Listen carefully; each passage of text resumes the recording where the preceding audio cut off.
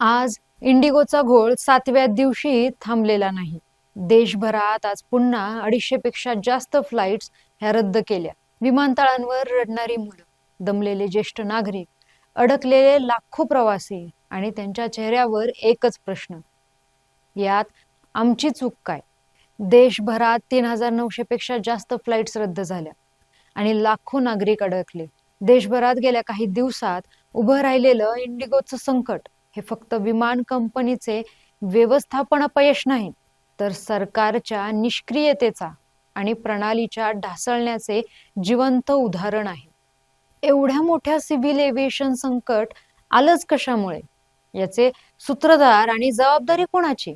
इंडिगोचा हलगर्जीपणा की सरकारचं दुर्लक्ष? सविस्तर जाणून घेऊयात. मी गायत्री स्वामी आणि आपण पाहत आहात सकलम.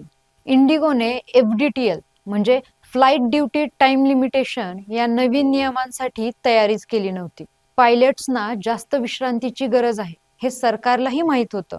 त्यामुळे हे नियम 2 फेजमध्ये लागू केले. पहिली फेज जुलै आणि दुसरी फेज नोव्हेंबर. पण इंडिगोने बफर क्रू वाढवला नाही, भरती थांबवली आणि पायलट्सचं वेळापत्रक कोलमडलं. आणि याचा परिणाम म्हणजे 2 डिसेंबरला 200 फ्लाइट्स, 3 तारखेला 150, 4 तारखेला 550, 5 तारखेला 1600, 6 तारखेला 800, 7ला 650 आणि आज पुन्हा 250 फ्लाइट्स रद्द झाल्या. हा आकडा नाही, हा भारतीय हवाई व्यवस्थेच्या कोलमडलेल्या कण्याचे प्रदर्शन आहे. या ढिसाळ व्यवस्थापनाची सारवासारव करत इंडिगोने माफी मागितली आणि सध्याच्या संकटाचं रूट कॉज अनालिसिस केलं जाईल असं सांगितले. आणि त्यांच्या एका अधिकाऱ्याने सांगितले की नवीन FDTL म्हणजे फ्लाइट ड्युटी टाइम लिमिटेशन नियम लागू केल्यापासून त्यांच्याकडे बफर क्रूची कमतरता होती. आमच्याकडे पायलट्सची काही कमतरता नाही, पण इतर एअरलाइन्स एवढा बफर स्टाफ आमच्याकडे नव्हता, असं म्हणत जबाबदारी सुद्धा ढकलली आहे असे दिसून येते. एअरलाइन्स पायलट्स असोसिएशन ऑफ इंडियाने म्हटले आहे की उड्डाणांमध्ये व्यत्यय हे एअरलाइन्सच्या नियोजनातील अपयश दर्शवतात आणि नवीन नियमामधून सवलत मिळवण्यासाठी DGCA म्हणजे नागरी विमान वाहतूक महासंचालयावर दबाव आणण्याचा प्रयत्न होऊ शकतो. कारण इंडिगोची केवळ 10% उड्डाणे जरी रद्द झाली तरी त्याचा अर्थ 230हून अधिक फ्लाइट्स रद्द होणे असा आहे. फेडरेशन ऑफ इंडियन पायलट्स म्हणजे FIP च्या निवेदनात म्हटले आहे की FDTLच्या पूर्ण अंमलबजावणीसाठी 2 वर्ष तयारीचा कालावधी असूनही एअरलाइनने भरती थांबवली, कार्टेल सारखे वर्तन करत वैमानिकांचे वेतन गोठवले आणि इतर दूरदृष्टी नसलेल्या नियोजन पद्धतींचा अवलंब केला. यातच सध्या समाज माध्यमांवर एक निनावी पत्र व्हायरल होत आहे, ज्यात या सगळ्या गोंधळाला कंपनीचे CEO पीटर अल्बर्स आणि इतर वरिष्ठ अधिकाऱ्यांची गर्विष्ठ वागणूक, क्रूच्या विश्रांतीचा विचार न करता तयार केलेलं रोस्टर म्हणजे वेळापत्रक आणि त्यांच्या दडपशाहीला जबाबदार ठरवण्यात आले आहे. तुर्तास या गडबड घोटाळ्यात इंडिगोच्या चुकीचं पारडं झुकलेलं असलं तरी सरकारचा ढिसाळपणा लक्षात घेण्यासारखा आहे. इंडिगोच्या फसलेल्या व्यवस्थेत प्रवाशांचं कंबरडं मोडलं. या पाठीमागे इंडिगोच्या मोनोपॉलीची ताकद आणि सरकारचं सोयीस्कर डोळेझाकपणा स्पष्ट होतो. इंडिगो ही भारतातली सर्वात मोठी विमानसेवा कंपनी आहे. DGCAच्या आकडेवारीनुसार देशांतर्गत प्रवासी वाहतुकीत इंडिगोचा 65% वाटा आहे.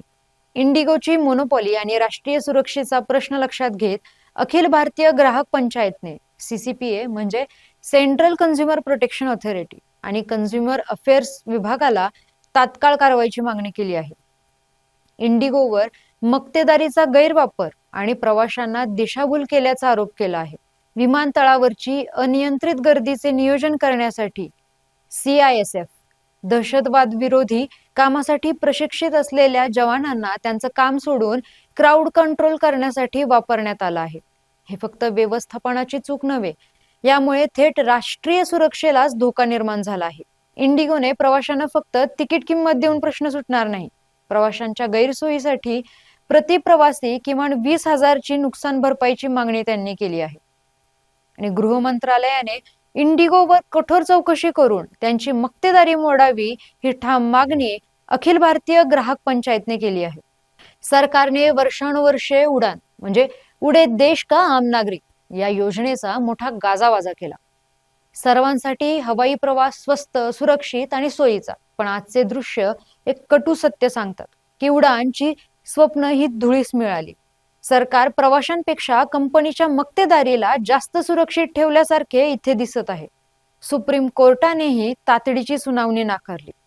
एका नागरिकाने तत्काल सुनावणीची मागणी केली होती, पण CGI सूर्यकांत यांनी सांगितले की सरकारने याबाबत याचिका दाखल केली आहे, ज्याची 10 डिसेंबरला सुनावणी होईल. म्हणजे जे लोक विमानतळावर अडकले आहेत त्यांच्यासाठी भारताच्या सर्वोच्च संस्थेकडेही तात्काळ वेळ नाही. इंडिगोमुळे एक सत्य समोर आलं. भारताची हवाई वाहतूक एका कंपनीच्या हातात बंदिस्त आहे आणि सरकारने ज्याला सर्वांसाठी हवाई प्रवास म्हटलं त्यात आज सर्वात जास्त त्रास आम नागरिकांनाच झाला. इंडिगोचं अपयश आणि सरकारने कोणतीच कठोर भूमिका घेतली नाही. या दोघांनी मिळून देशभरातील लाखो प्रवाशांच्या आयुष्याची खिल्ली उडवली आहे का? शेवटी प्रश्न एकच, हे अडकलेले प्रवासी नागरिक नाहीत का, की जगातील सर्वात वेगाने वाढलेल्या अर्थव्यवस्थेतले फक्त आकडेवारी आहेत? हा व्हिडिओ जर आपल्याला आवडला असेल तर लाईक करा, शेअर करा आणि आमच्या सकलम चॅनलला सबस्क्राईब करा.